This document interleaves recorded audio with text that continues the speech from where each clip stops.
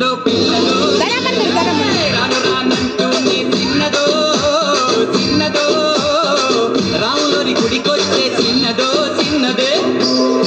ఏం పండు తీసుకొచ్చింది రాబాయ్?